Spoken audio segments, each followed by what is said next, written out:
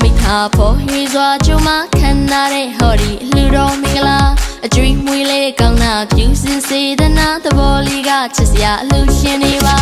အိုးလာပါကြွပါသမီးချောင်းစီလုံးမောက်တီလူတာစပူဘောခရမလူတော်မင်္ဂလာချင်းတဲ့စွာ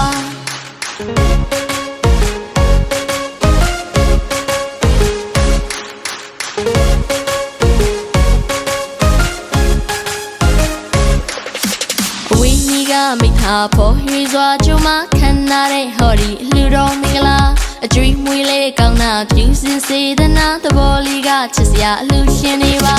အိုးလာပါကြွပါသမီးချောင်းစီလုံးမောက်တီလူတာစပူဘောခရမလူတော်မင်္ဂလာချင်းတဲ့စွာ